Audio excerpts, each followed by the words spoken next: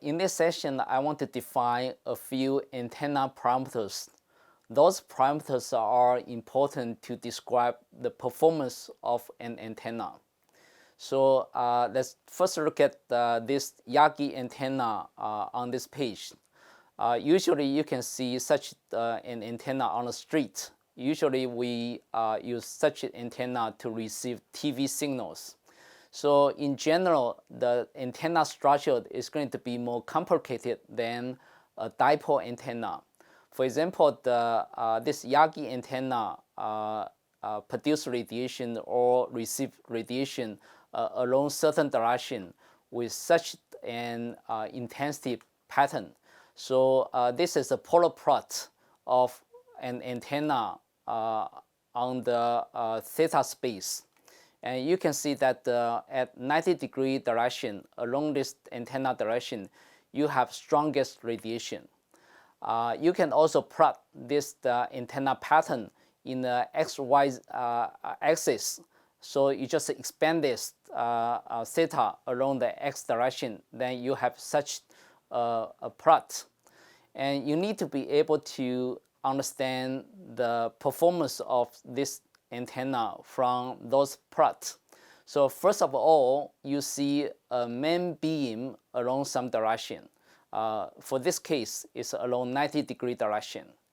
And at the same time, you also see some side lobes on this antenna pattern. So this means that along other directions, this antenna also radiates some of the power.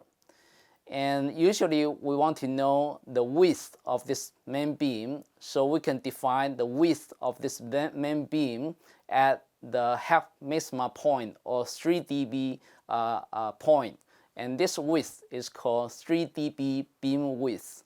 And sometimes if you have 2 points goes to 0, you can also define the width of this main beam to be a value between these two 0 points. So this is a null beam width defined through this process. And in the last two sessions, we more or less see the radiation pattern from a dipole antenna. Now we want to define the so-called radiation pattern of an antenna through this antenna pattern function, which is the square root of the S over X maximum. And S is the average power density, or the average power per unit area in space. So for the Hertzian dipole antenna, you have an antenna pattern function to be equal to the absolute value of this sine theta. Therefore, from this antenna pattern function, you can plot the E-plane pattern and also H-plane pattern. And those patterns are important to you because you can see immediately where you have the strongest radiation, where you have the weakest radiation. And we also define a value called pattern solid angle. Quite often, the radiation power is inversely proportional to the square of distance. So what we care is the radiation within some solid angle pointed towards some space. So imagine that you have such actual antenna pattern, but the total radiation power require integration of a surface about this antenna pattern.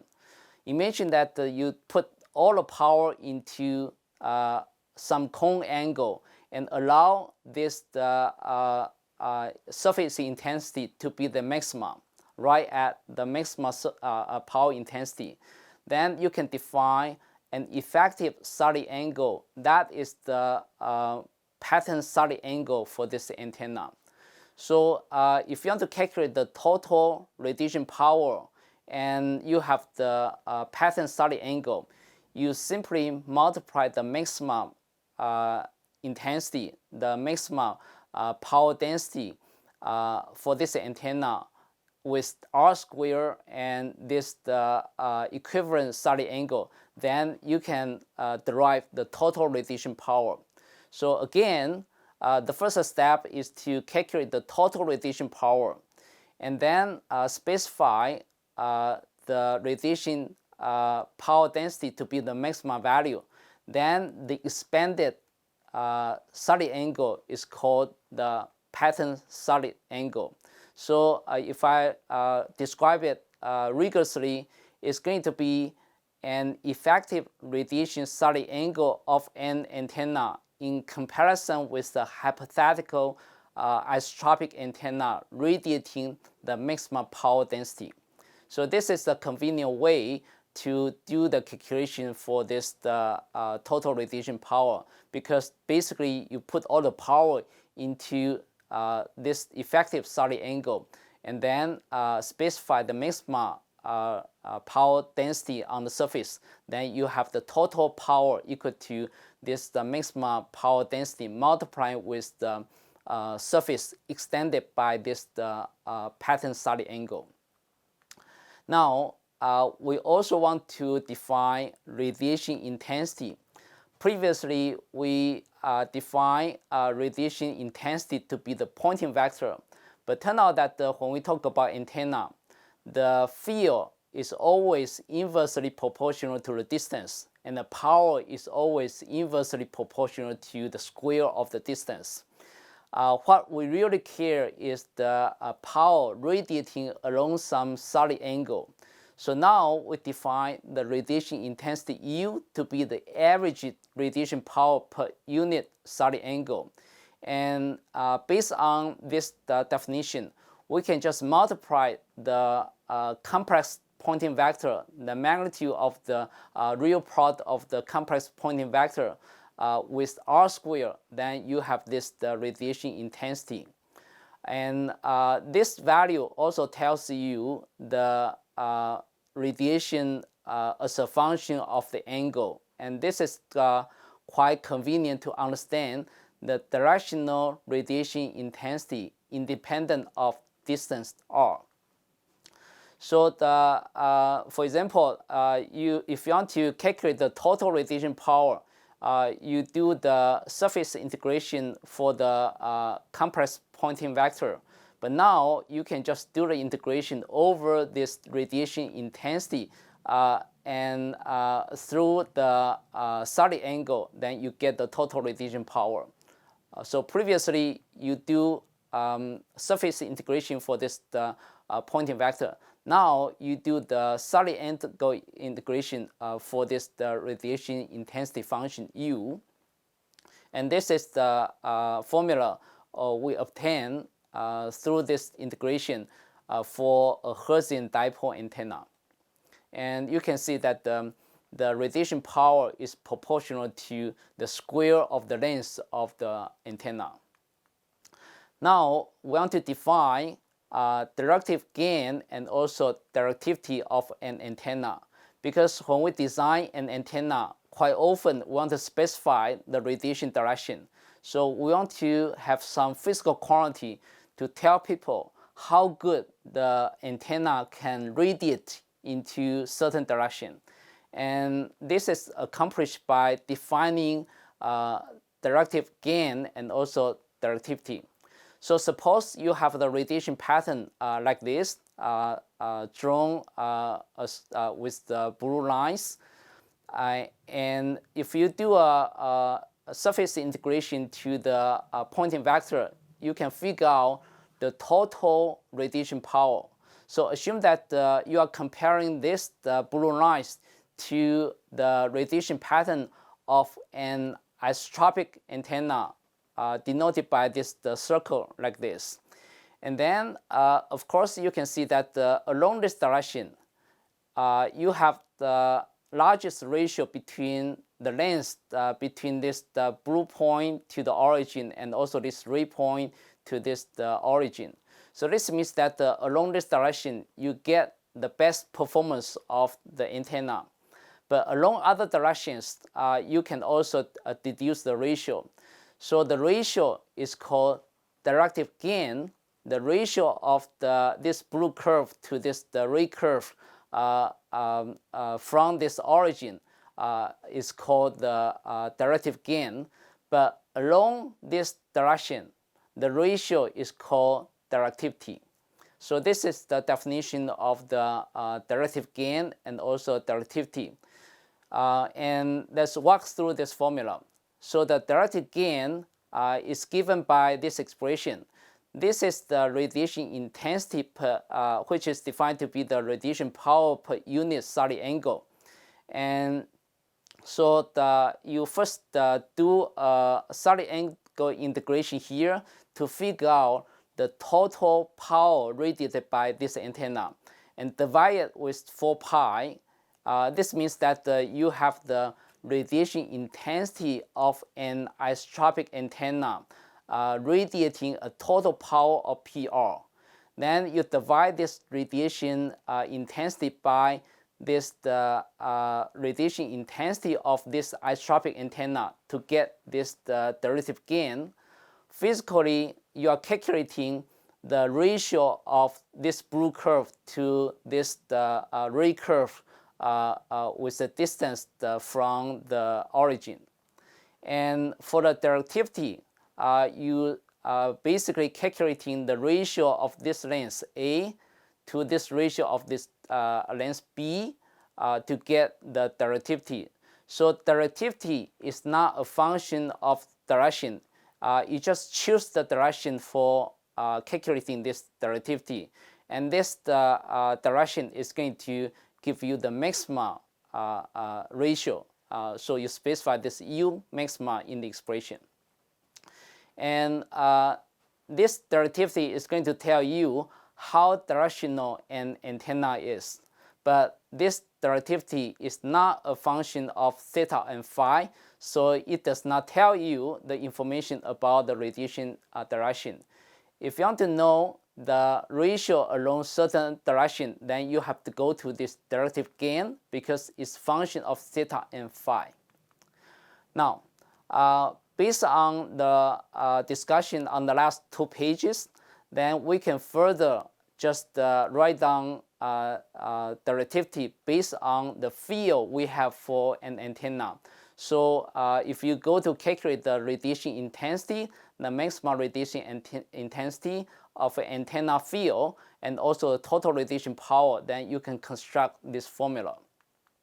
And also the antenna pattern function, complex Poynting vector, and also radiation intensity are non-independent.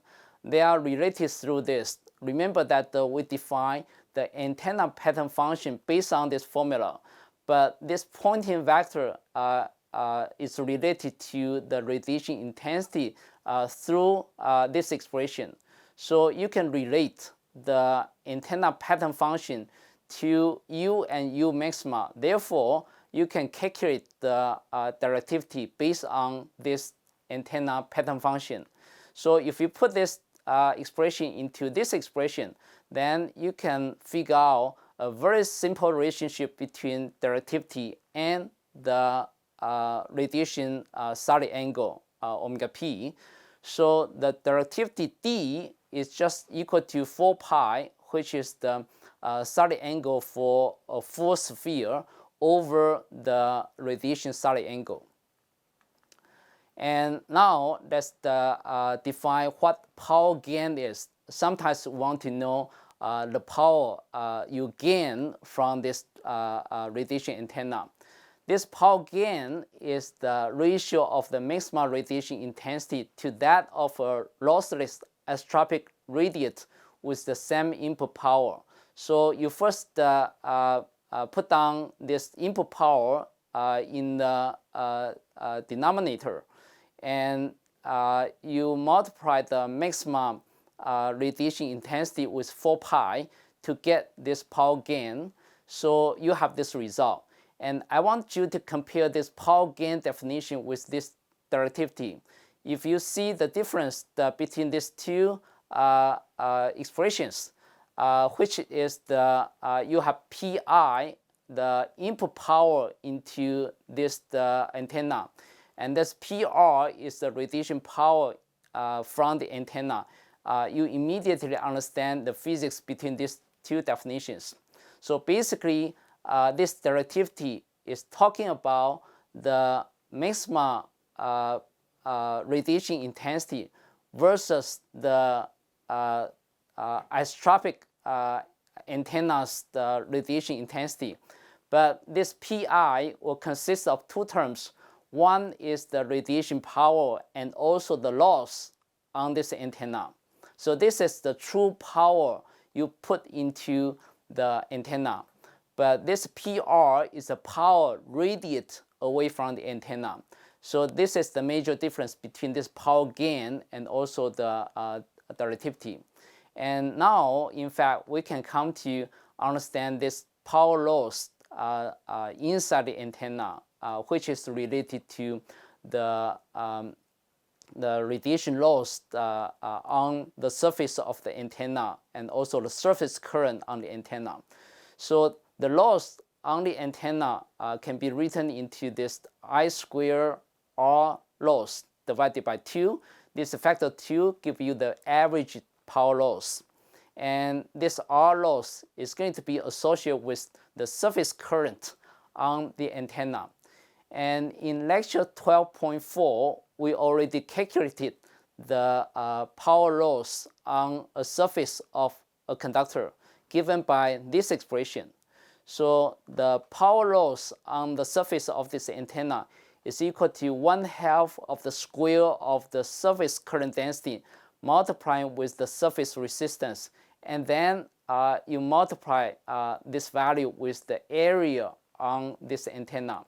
And if we just use the dipole antenna, the Hertzian dipole antenna as an example, then you can quickly deduce the loss resistance to be equal to this value.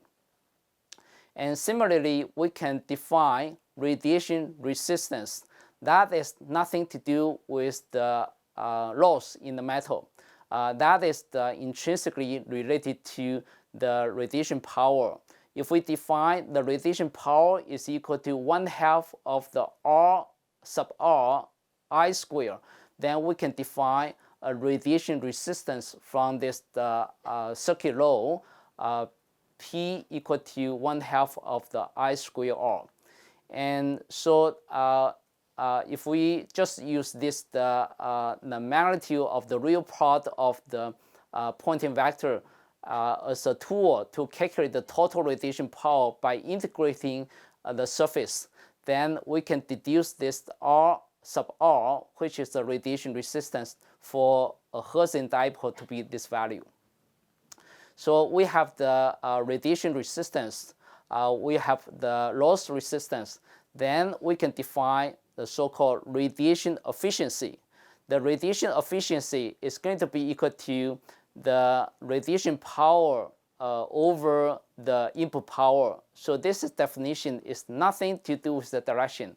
It's just the definition based on the circuit.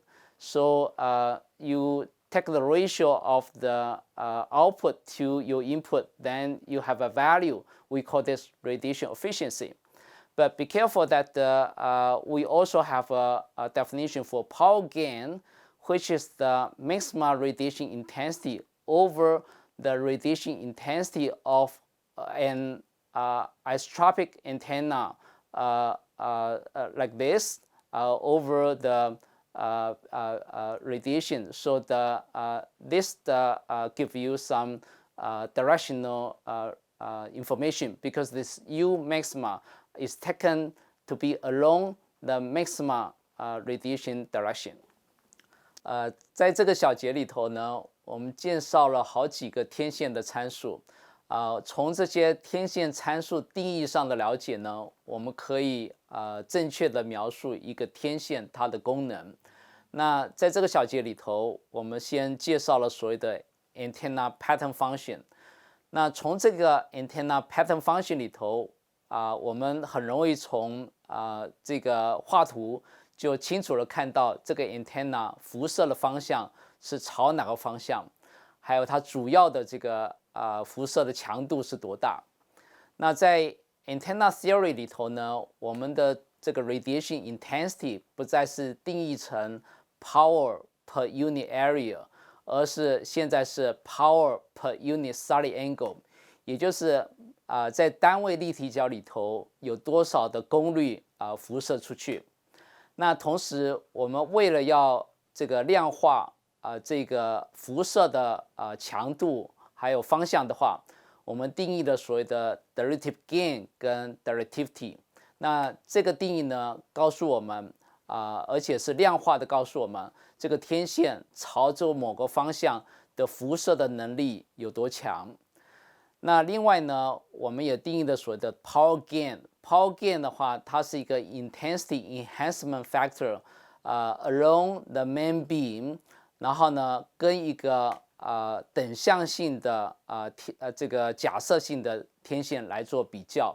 所以呢，这个 power gain 呢，也可以告诉我们这个从某个方向上头辐射的这个强度。跟一个这个等向性天线的假设天线比较之下，它的功能有多好？那另外我们还介绍了几个譬如说这个radiation resistance， 或者是这个 power loss 的这个 resistance 的这个定义，来计算一个天线的辐射的效率，也就是radiation efficiency。但是呢，那个计算只是output 的这个 power 对 input power 的一个比值，跟方向比较没有关系。